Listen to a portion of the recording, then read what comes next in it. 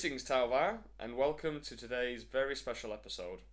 What have I got planned for you? Well, I'm going to be going through list building, and I'm going to be designing a retaliation cadre list for beginners all the way to tournament veterans.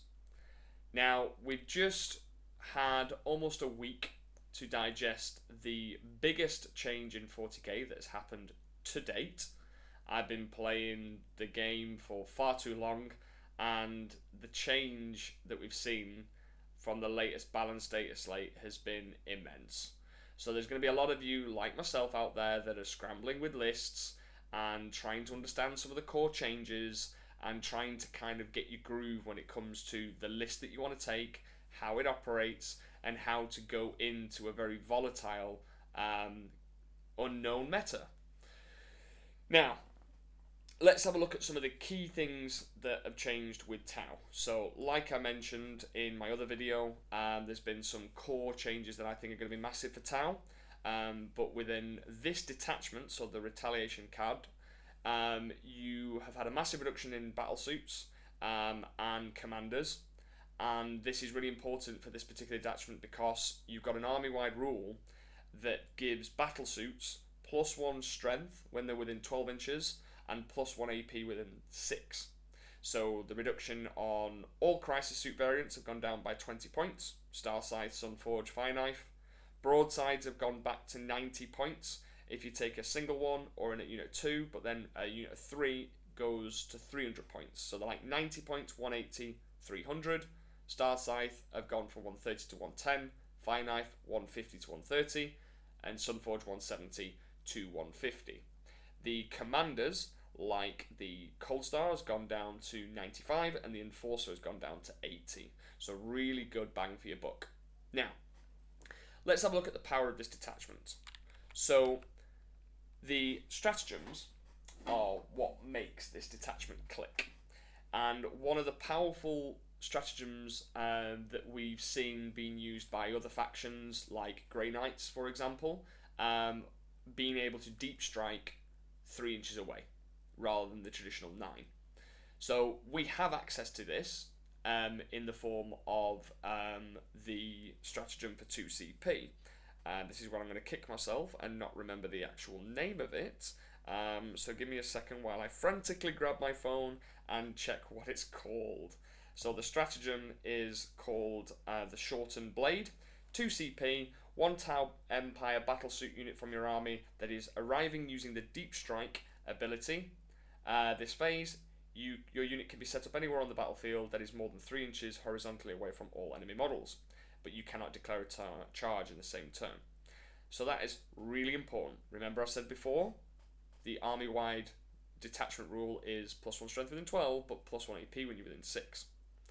The other stratagem that you want to design a list around is the old school Fire and Fade, and that's called the Torchstar Gambit for 1 CP. Basically, you can make a normal move. Now, Crisis Suits are movement 10, same with the Riptides and the Ghost Keels. Crisis Suits can have ways of increasing their movement, such as the Cold Star ability that gives them +2 move, so they become movement 12. And this is a tactic that we've used quite a lot in the Index. For those of you who don't know, in the Index we just had, 2 CP, Fire and Fade. And what you can do with this is go and do damage, get your line of sights, and then Fire and Fade behind terrain. So it keeps your asset alive whilst also dealing significant damage to your opponent.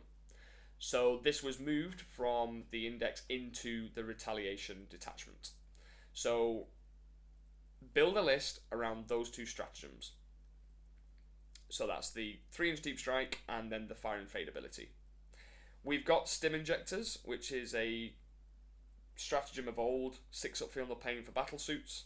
And then we also have a new one called the Arachon Protocol. So we've just come out of this weird meta where Horde was a thing, especially with Orcs. And you see big units of 20 boys.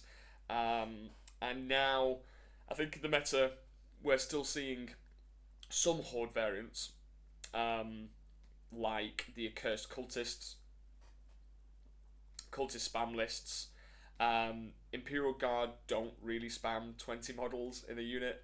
Tyranids used to spam it with big units of gargoyles or whatever they may be, and that was a really good way for us to go, okay, well, if you've got 6 or more models, I get sustain hits 1. If you've got 11 or more models, I get sustain hits 2.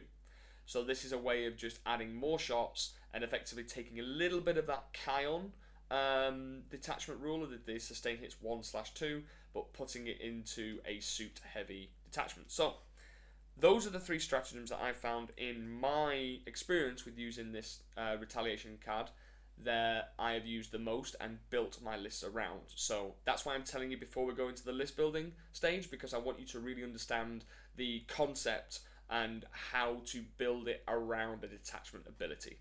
So let's get into it. Now, 40k has had a big change in terms of the emphasis around Battleline units.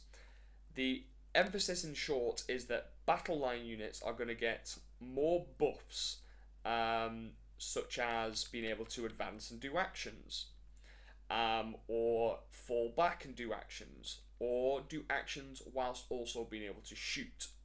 In the past, it was, oh, as long as I've got an assault weapon, I can advance, still be eligible to shoot. Therefore, because an action was specified as long as you are eligible to shoot, meant that we as Tau players were just taking the assault keyword on everything that could possibly have it, and it came in the form of a gun drone to be able to do these actions. That has now gone away. So we have to adapt to this by thinking, okay, well, we no longer can be advancing and doing actions. We have to actually plan it properly in our positioning in game, but more importantly from the deployment step. So battle line units can still action whilst advancing with those mission special rules. You know, they've got a name to them, but I've already summarised what they are. Advance and do actions, fall back and do actions, and then still be able to shoot whilst doing actions. So what we want to do is let's start with the 500 points. So we need a battle line unit straight away. I'm not going in with power. I'm not going with like damage dealing units. You need to start with a core fundamental structure. So we need to be doing actions, otherwise we're not winning games. So let's put in a battle line unit. So we put in a strike team, and they have currently received a points decrease, and we probably want 2 of them. Now they used to be 80 points, and now they are 75. So small little reduction, but every little helps. Now let's talk about the strike teams. Why have I chosen strike teams over breachers? Well, in short, the breachers are very good for their damage output, but we want damage output coming from battlesuits rather than breachers. I'm not saying they don't fit in this detachment period. There are a couple of lists that I've seen that have had a breacher team, but for me, I think it takes away from the power of the detachment itself. So I need some battle line, and my only other option is strike teams. Now let's have a look at them in a bit more detail. They have a Guardian Drone option to them in the war gear, which gives the unit -1 to wound, so they are quite durable. They also have the Marker-like keyword, so they're good for guiding. And then also you can give them either a gun drone or a marker drone. Now why, if they already have the Marker-like keyword, why are we giving them a marker drone? Well, we've already said that we can't advance anymore and be eligible to shoot unless we're in the mission rule that states. So gun drone does nothing for us apart from extra shots.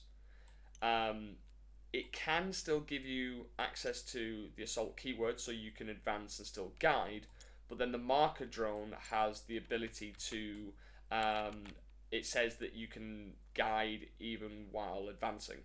So there's a talk for either of those.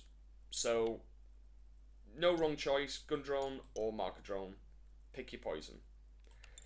The Fire Warriors, the strike team, have a very specific rule that says suppression volley. And what that basically does, and if you read it properly, it actually gives you a buff for your crisis suits in a way that I'll explain in a minute, but a debuff to your enemy infantry units. So In your shooting phase, after this unit has shot, select one enemy infantry unit hit by one or more of those attacks. Until the start of your next turn, while this unit is on the battlefield, that enemy unit is suppressed.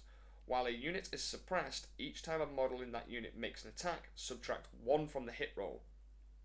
Not just in shooting, from the hit roll, so it even applies to combat.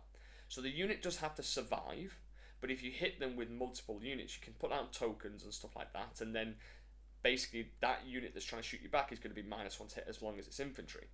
So you've also got a turret that comes with an SMS turret, and I know that the indirect's not potent, but it's 2 shots, they'll be hitting on 5s, and if you get a hit through, you can just apply the suppression volley because it's still one of the, it still fits the criteria of one of your attacks, and as it's coming from the unit, bosh, -1 to the hit rolls of shooting combat.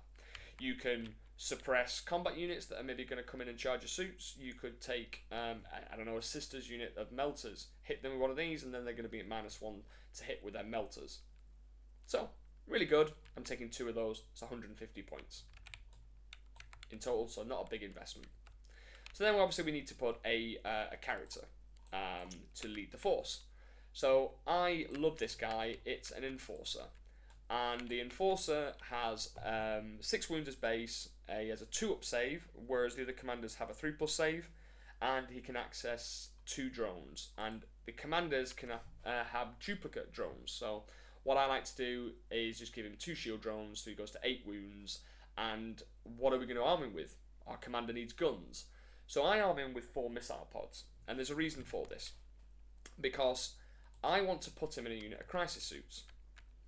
And I've got a particular enhancement in mind, and the enhancement that is super powerful in the Retaliation detachment is one that's called the Star Flare Ignition System.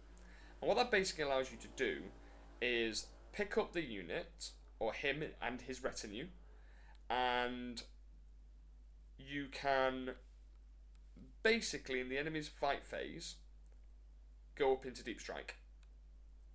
So you can go into strategic reserves. So let's say you're going second, the opponent goes first, moves into position, the enforcer at the end of their fight phase can just go up and come down in turn 1. So it forgoes the restriction of coming in from turn 2 onwards.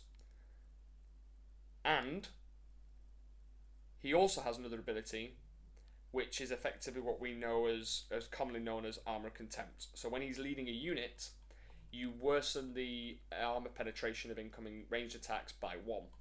So he can keep a crisis suit alive a little bit longer. So I'm going to basically give him a retinue of the anti-elite unit, or anti-infantry, because it kind of doubles down on both, of the Fire Knife. Now the Fire Knife team have got a rule where basically when they target a unit at full starting strength, so take for example there is a unit of 10 guardsmen and those 10 guardsmen have not taken any damage and not lost a model, you get full rerolls to hit against them. But if you were to shoot at a guard squad of 10 men that had lost a dude, you wouldn't get full rerolls to hit, but you would get reroll 1s.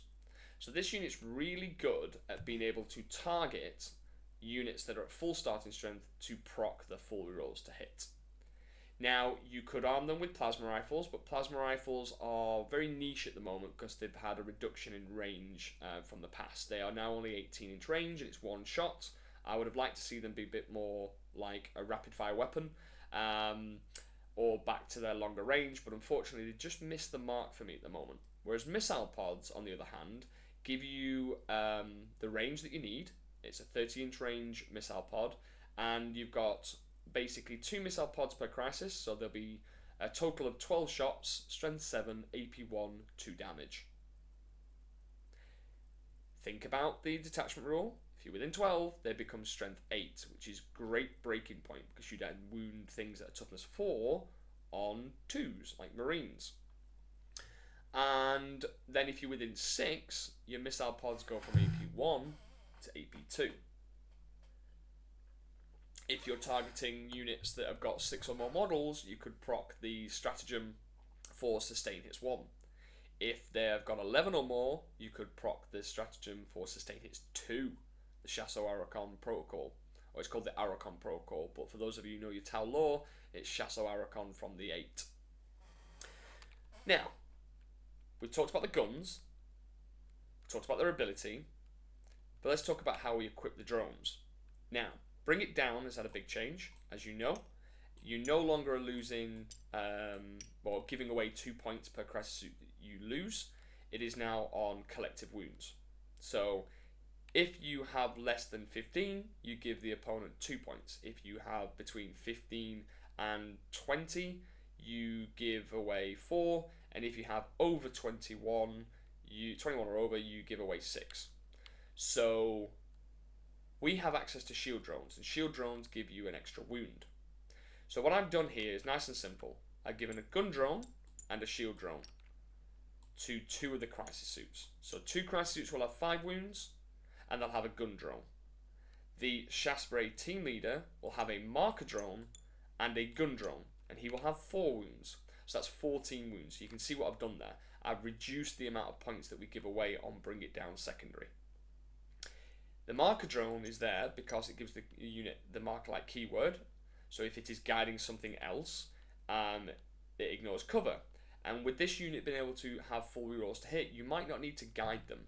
You could be guiding other things, and then you've got the mark-like keyword, which would give that unit the ignores cover. And when you start to receive damage, and you're left with that one guy left, their potency isn't as good, so you might want to prioritize guiding other things that maybe are at full starting strength or potency. So I have done that with every single crisis suit unit that I'm going to display today. So I'm not going to repeat that, but in short, 2 guys have a shield drone gun drone, 1 guy has a marker drone gun drone. The gun drones collectively are just 6 shots, strength 5, no AP, but again if you're within 12, strength 6, so if you're shooting things at T3, you'd be winning on 2s, and then also if you're within 6, you get an extra AP, which is lovely. AP, 6 shots, and if you're proccing the stratagem for sustained 1 or 2, you're getting 1 of those hits back, or potentially 2. So, nice little unit. So in terms of points now, we've got 150 for the 2 strikes. We've got the Enforcer, who comes to a clean 100 because the enhancement's 20, and then we've got the the Fire Knife team. So let me just do very quick calculations. We've got 100 plus 150 plus 130. So we've got 120 points left. Nice and simple. The whole army needs to be guided by some units. So what we're going to do is we're going to pick our lovely stealth boys up. A unit of stealth suits are 60 points each. So that is a clean 120 and it's a clean 500 points. Let's talk about the stealth suits. So forgive me if you guys already know this, but this video is obviously designed for newer players as well. Stealth suits give reroll 1s to hit and 1s to wound when they are the observer. So for example, these stealth suits will guide this crisis team shooting into 10 marines. Well, that crisis team will now be rerolling 1s to hit and 1s to wound. So the stealth suits themselves, 2 of them will be equipped with standard burst cannons, and the team leader gets access to a different weapon. And you can equip him, most of the time you'll equip him with a fusion blaster, and you will equip him with 2 drones. Again, he cannot take duplicates, so you give him the marker drone so the unit has the ignores cover to grant the guided unit the ignores cover ability, and a shield drone to give the team leader an extra wound. Now stealth suits are deceptively durable. They have a really important keyword, which is stealth, so they'll be -1 to hit. They're T4, 3-up save, and most of the time we'll be getting the benefits of cover. And then 1 guy has 3 wounds. They also have a really important rule in the game, which is infiltrate. And infiltrate you can deploy outside of your deployment zone, and then you can get into optimal positions for guiding units, doing actions, so many things that you can do with infiltrating use. And you can also block out the board from other enemy infiltrators and getting that real board presence early and controlling space, which is very important in the game of 40k. Now, we've duplicated that, so we've got 2 of those. So we've got our 2 observers to work with the army-wide special rule, which is effectively units work in pairs. So this becomes the observer. Let me just load up some lovely little tokens actually. These really help for demonstration. Cool. So we've got the observer unit here. We're going to guide this crisis team, and let's just say this hammerhead is the spotted. So enemy hammerhead, cool. I've seen this hammerhead with my stealth suits because I just have to see you. I'm spotted it, and I'm guiding this crisis team, so they will then get +1 ballistic skill when shooting that target. And because I've got the marker like keyword, I'm also ignoring cover if that hammerhead was trying to hide half and half behind a piece of terrain. So that's your 500 points. Go straight to the table with mates, have a pickup game, want to learn 40k, want to get used to the new rules, the new PARIAH Nexus, then 500 points. You're good to go.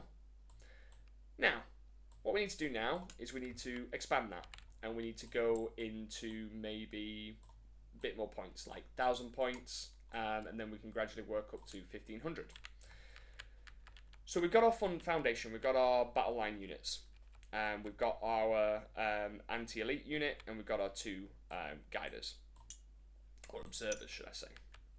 So we need to think about putting in a little bit of mission play.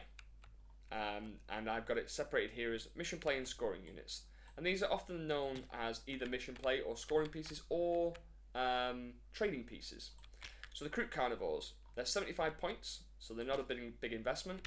They have OC2, they're not Battleline, but they're OC2, and they have a rule called sticky objectives. So when you control an objective in your command phase, you will make that objective sticky. So you will remain in control of it even if no models are on it, as long as no enemy units come to take it off you. So that's cool. You can use it in various missions like or deployments like search and destroy, where the center objective is 9 inches away from your deployment zone, or the center of it is. So with a scout move 7, you're going to be holding the objective, and then in your first turn, if you went first, you could just run away and you made it sticky. Think about how that can really benefit Tau. Well, you don't have to be on the objective, therefore you're not going to get shot, and the opponent has to then put something on the objective to then take it from you. Otherwise they're just gifting you free primary points and you lose nothing in return. So for 75 points, it's a really good investment. And they also have another rule, which is the scout ability. Scout moves 7 inches. So again, scout moving can get you into a better position, and you can set up a forward defensive screen or sticky these objectives like I've talked about. So for 75 points, perfect. Let's put in a unit of Crute. They have stealth, so -1 to hit, but don't rely on them to survive anything decent because they got a 6-up save. With cover, they might have a 5-up save. So they're not there to be durable, but they're there just to kind of trade, to get board presence, and potentially just hold down to a home objective. So we're at 575 points now.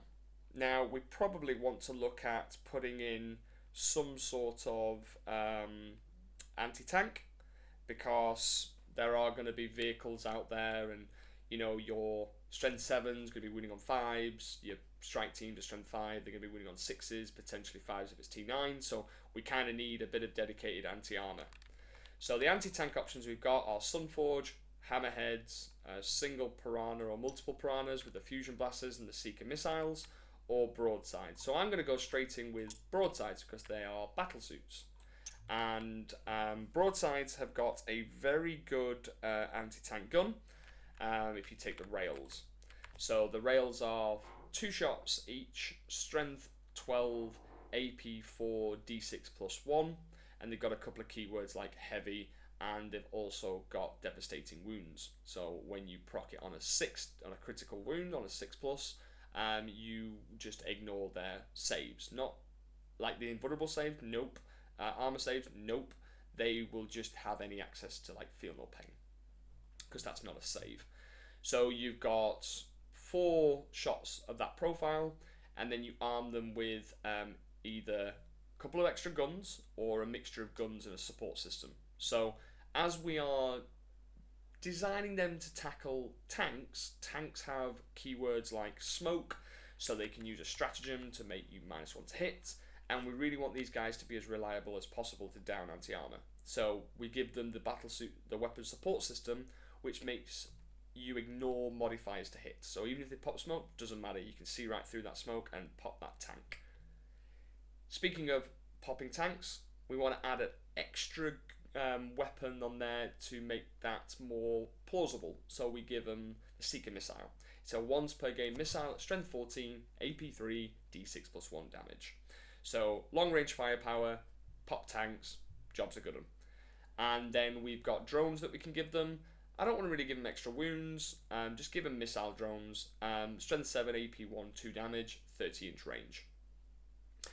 Now, broadsides have a really good ability now which has come into play, which is hardened armor, which gives you a 4+ feel no pain against mortal wounds. Now, mortal wounds were a thing, then they weren't a thing, then devastating wounds has now been changed to mortals, which means that if you are getting hit by mortal wounds or devastating wounds, you get 4+ feel of pain against them. So it's like an invuln, effectively. And they've toughness 6, 2 armor save, and they've got 8 wounds each. So quite durable. They do give away 4 and bring it down, but they are durable, and you can often not make use out of cover, and they could be on a 1-up save with cover. And then they've also got the protection against mortals, so pretty durable. And they are only 180 points. So we've got our unit of Crute, we've got our 2 broadsides, and that's 755 points. So we've still got plenty to play with.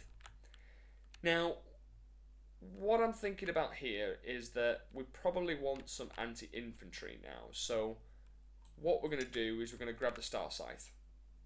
Now, my favourite Star Scythe are the burst cannons. And the reason I like the burst cannons is because it's just dakka, dakka, dakka, dakka, dakka, and it really works well with the +1 strength and the +1 AP, plus the stratagem that I mentioned before, the Arakan protocol. So all drones are the same as before, but you give them 2 burst cannons each, and their ability allows you to gain an additional point of AP when targeting anything that's not a monster or a vehicle. So if it's not a monster or vehicle, those burst cannons are going to go from strength 5 AP dash to strength 5 AP 1. And if you're then within 12, you get a +1 strength. So if you're shooting things at T3, then you'd be wounding on 2s rather than 3s. And then if you are shooting at an infantry unit and then you're within 6, sorry, not an infantry unit, anything that's not a monster or vehicle, you basically get an extra AP on top of that. So within 6, you could be at AP 2, and there's a collective of 24 shots there. That is massive. And with the ability to deep strike down 3 inches away, you can get into positions where people are trying to stage and hide, like a combat unit that's hiding behind a piece of terrain that wants to jump out at you.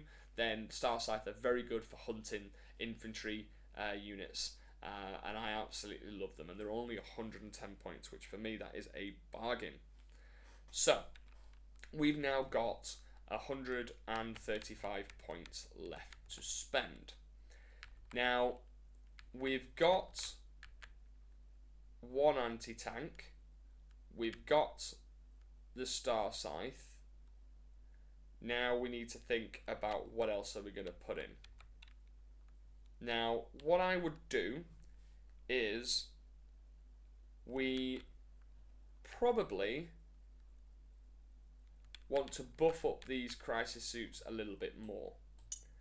So you could do one or two things. You could add commander. You could add maybe 1 additional like mission play piece and anti-tank, like a piranha. So you could just put in 2 piranhas, and that's 975. You know, you're left with 25 points left that you can't really do anything with. What you could do though is add a commander with the Cold Star commander, and add another little rule. And really, I want you to get used to kind of using datasheet abilities as a priority rather than looking at like the damage, because when you start to use all these pieces together, you start to get a feel for the detachment and you start to develop your own playstyle. So for me, add a cold star and let's give him another enhancement. So one of the enhancements is called the Puretide weapon system, and we'll then just leave it at that. So that's 975 points. So the cold star gives the crisis team that he's leading +2 movement and the assault keyword, which allows you to advance and do advance and shoot. So the crisis suits go from movement 10 to movement 12, and then they will be able to move faster on the board. You could even utilize a special rule from the stealth suits, which is like the homing beacon, which I did forget to mention. The homing beacon allows you to rapid ingress for free if you are within 3, not wholly within 3. So you could have one crisis suit, for example, within 3 there. It's once per game.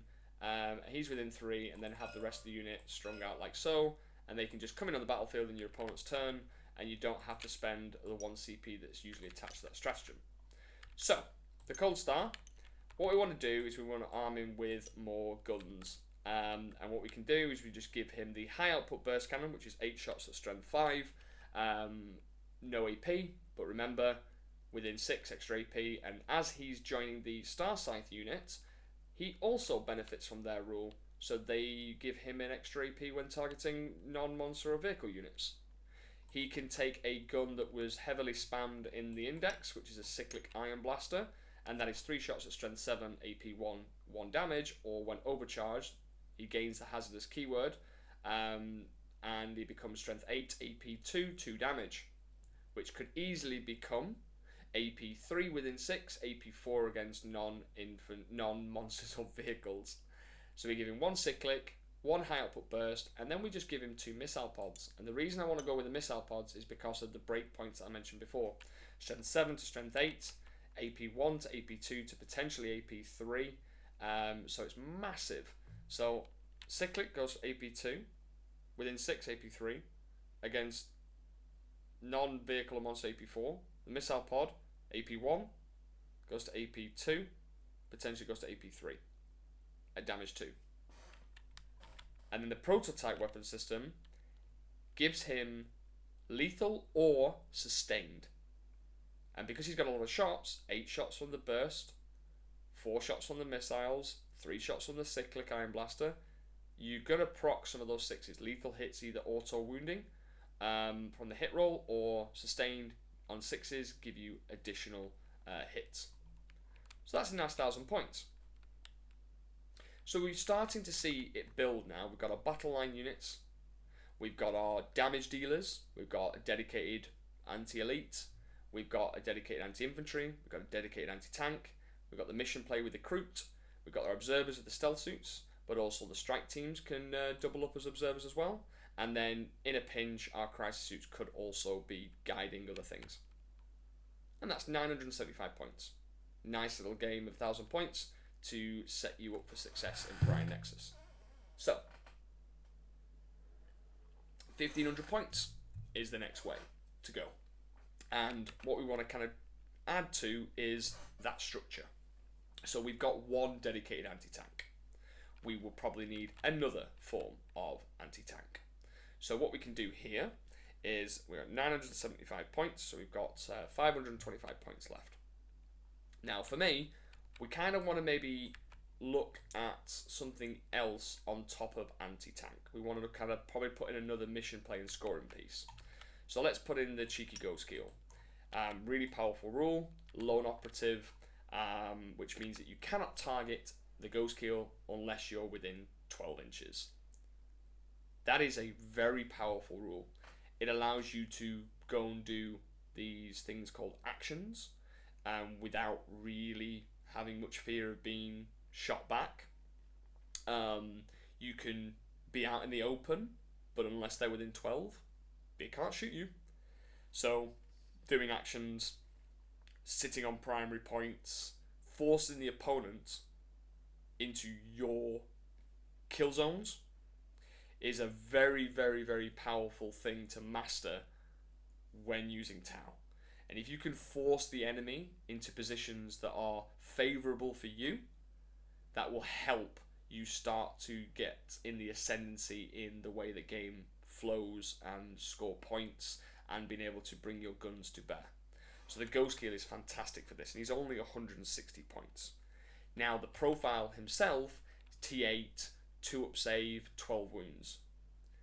He's got 2 stealth drones, which basically are blanks, so I don't want to take that D6 plus 2 melt to the face, so I'm just going to remove a stealth drone. And you've got 2 blanks.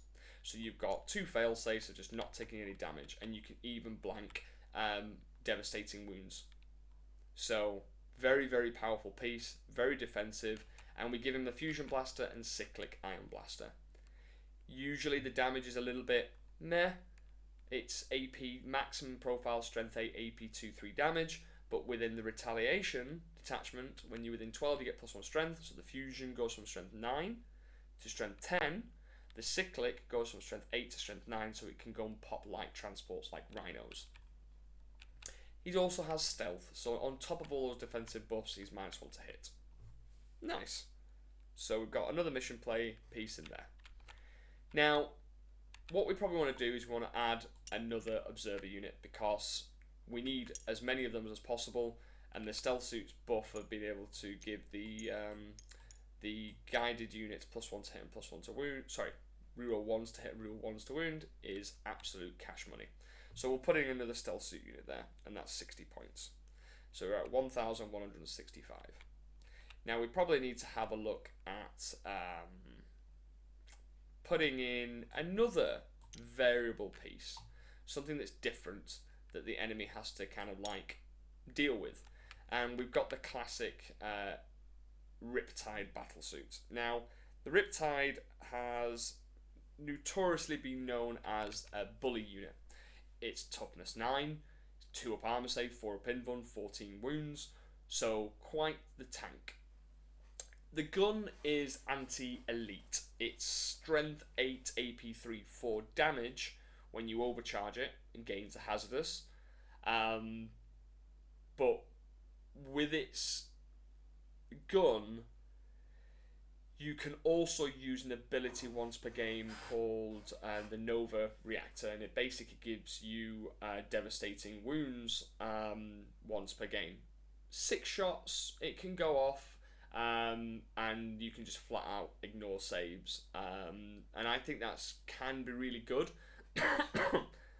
And then you give him the Fusion Blaster on top, so you really want to bank on that extra strength, and if he gets within range of, say, a vehicle, T9 or T10, then your strength 9 fusion is twin linked, but it goes up to strength 10, and it's D6 plus 2 melter. So your Riptides want to get up close and personal, and the detachment rule is just going to help you with that. The Ion Accelerator goes from strength 8 to strength 9, the fusion's from strength 9 to strength 10. So you'll notice that in all of these little pieces, like Fusion Blasters dotted everywhere, it can actually help deal with tanks and elites very, very well. Even the stealth suits have a Fusion Blaster, so they go from strength 9 to strength 10. They're not twin linked though, unfortunately, with the stealth suits. But we've got a Riptide in there. 180 points. So we've got 155 points left. What do we do with 155 points? Okie doke. Now, what I think we should do is, this is a 1,500 points. I think we should put in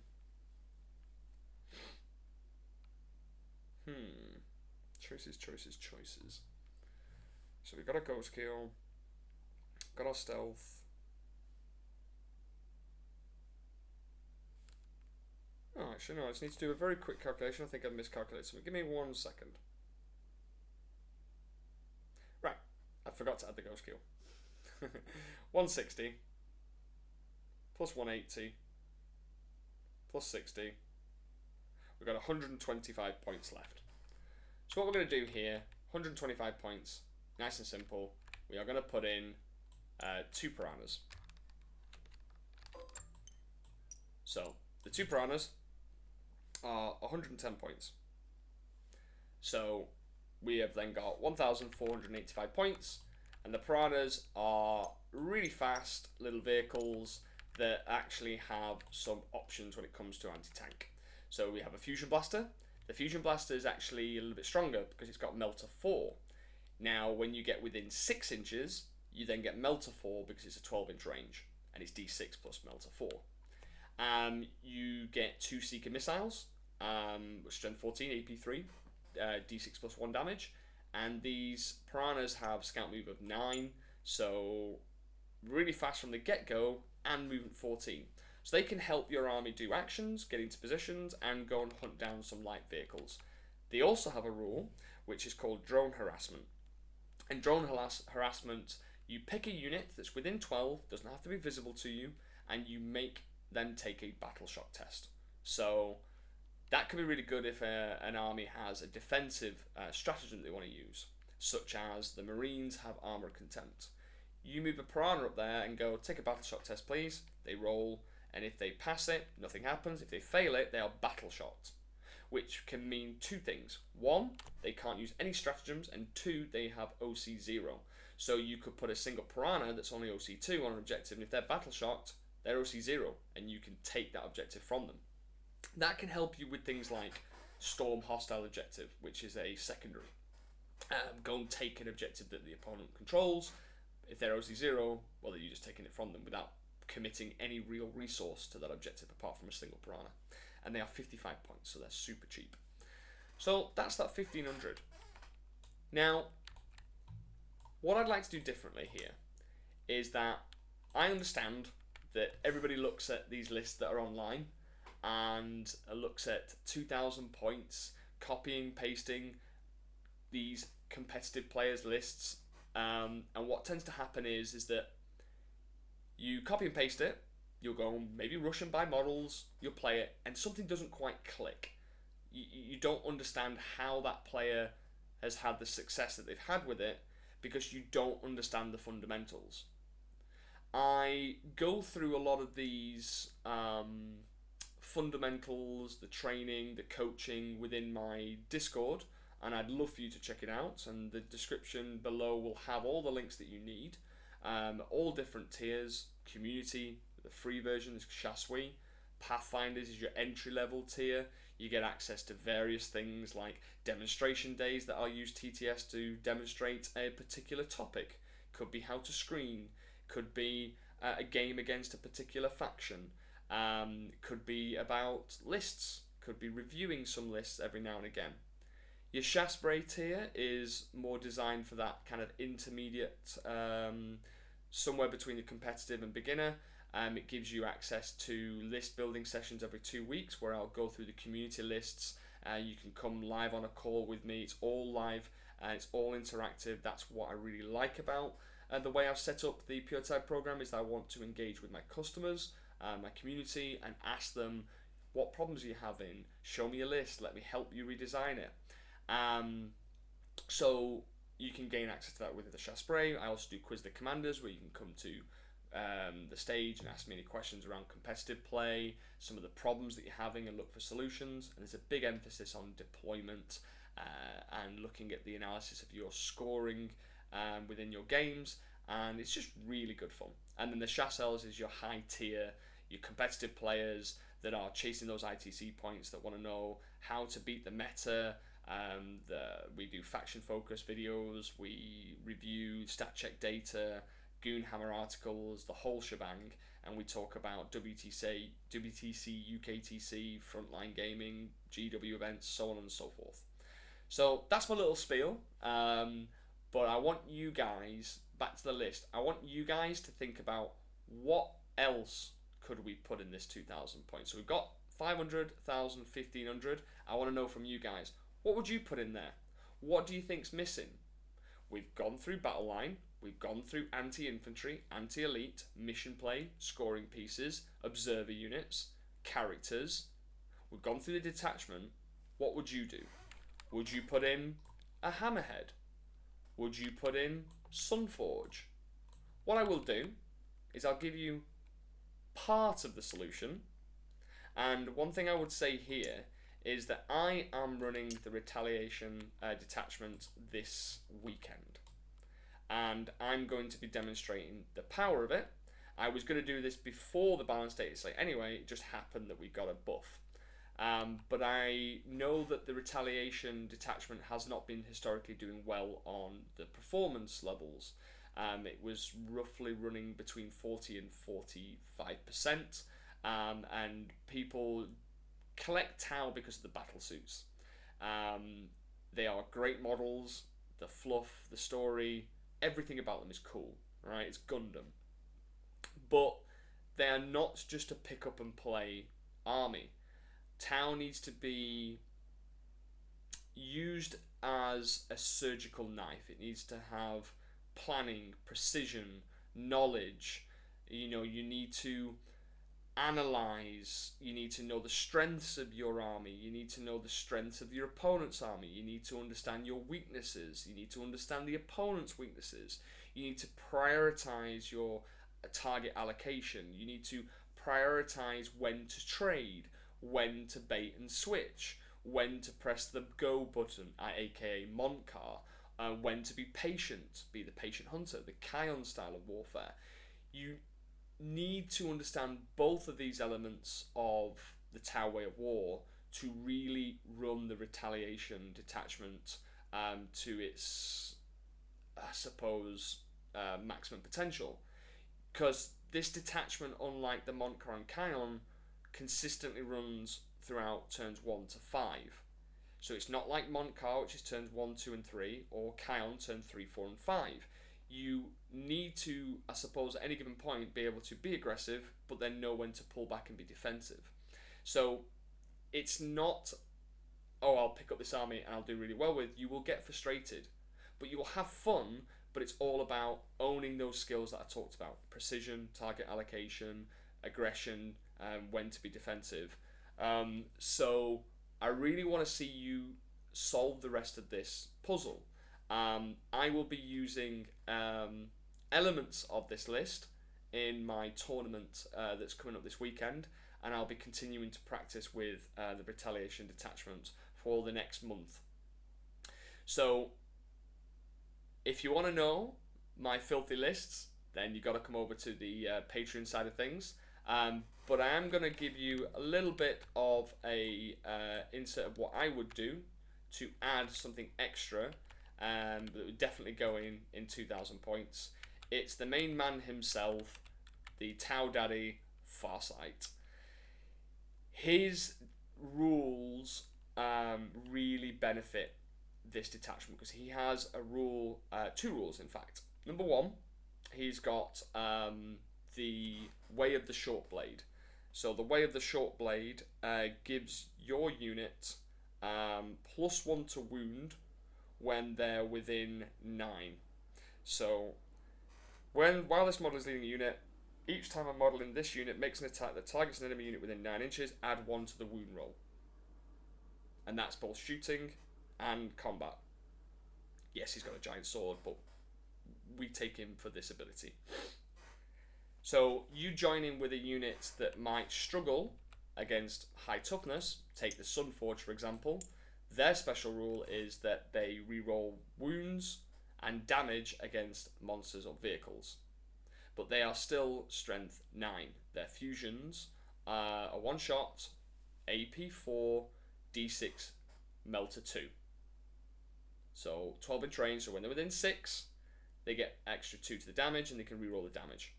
They also have a 4+ invulnerable save, the only crisis suits that will have a 4+ invuln. So you've got strength 9, but when you're within 12 you get +1 strength, so it's strength 10, and then Farsight gives you +1 to wound. So anything that's not T11 or more, you'll be wounding on 3s, maybe even 2s.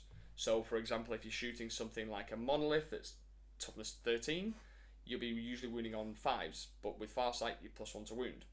If you're wounding a rhino that's T9, you've suddenly got an extra strength, so strength 10, so you're wounding on 3s, but with Farsight you'll be wounding on 2s. And if it's Bob on the nose and it's T10 and you're strength 10, because you're within 12, you'd be wounding on 3s. Really, really, really good. And the other thing that you can do is he has another rule, Puretide's teachings, because as you know from the fluff, if you don't, Commander Farsight was one of the famous pupils of Commander Puretide, along with Shadowsun, and his is the way of the Monk Car, whereas Shadowsun is the way of the Patient Hunter, the Kion. So he has the new ability to, basically, it says here, you can target this model unit with a stratagem for 0 CP, and you can do so even if you've already targeted a different unit with that stratagem this phase. So the new changes have actually altered this slightly. So you reduce the CP by 1. So if it's 1, it's 0. If it's 2, it becomes 1. But you cannot duplicate on stratagems now unless it's a particular named stratagem within the ability. So what this means is that you can usually deep strike in 3 inches away, but that's 2 CP. If Farsight is part of that unit, it becomes only 1 CP. So the good combination that we would usually do is you deep strike within 3, you shoot the thing dead, and then you fire and fade using the Torchstar Gambit for 1 CP in addition. So that's 3 CP. 2 CP for dropping in, 1 CP for Torchstar Gambit. With Farsight, that package is just reduced by 1, so it would be 2 CP. 1 CP for the shortened blade, and then 1 CP for fire and fade Torchstar Gambit. So that is 150 points on top of the 1,485. So that's 150 points to Sunforge, and Farsight is 105. So that's 1,740. So you have 260 points left to fill out this list. So we've got another form of anti-tank. What would you do? What would you put in the rest of this list? Would it be more Battleline? Would it be more observers? Would it be more anti-infantry? Would it be more anti-elite? Or would it just simply be more... what's left? Oh yeah, it could be more observers or more characters. What would you do? Put in the comments below what you think would round out this list. Remember, 260 points left. I want to hear your thoughts. And if you really want to get into the nitty-gritty of list building and what I'm trying to showcase to you today, then the Discord is the place to be. So, without further ado, thank you so much for your time. Remember, please help me out with the algorithm on YouTube. Like, comment, subscribe. And I'm looking forward to seeing all those comments about what you would fill the rest of the list with.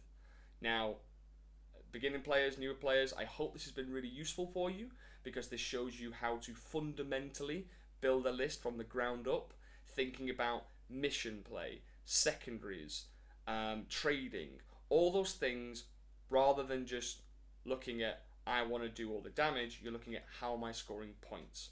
What do I need to play the game? Damage is tertiary in my mind.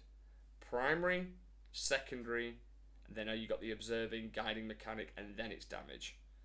This is something that if you focus on and create a balanced approach to the way that you design lists, it will help you going forward. Because then what you can do is, when you become more experienced, you can then swap, change, and adapt around some of the things that maybe you don't need anymore because you're better at screening now. Maybe you don't need that extra trading piece because you're just better at managing your resources. Maybe you become more skilled at the application of firepower, so you just want a bit more as a redundancy.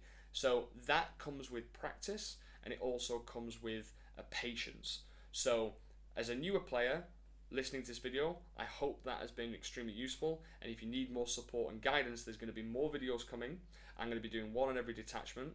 And for you experienced players out there, really keen to know your thought process. What units have you really been fond of? What units have been working for you with the new changes? Do you agree with some of the stuff I'm saying? Would you recommend anything different? As a community, we can do a lot more to help Tau perform better. We have a weird split where I'm hearing a lot of people that are having success with it, which is great, but a lot of people at the other end of the spectrum where they're frustrated that they love the army, but something's not quite working. And this is something that I pride myself on cultivating, which is that knowledge, that experience, that expertise, and I want to bring it to the community. And I'm trying to do a lot more work on it on YouTube, but at the end of the day, I am running a business, and I would love your support if you want to come and check out the Puretide program. So thank you very much. Enjoy the rest of your days, your evenings, and I will speak to you all soon. Thank you very much.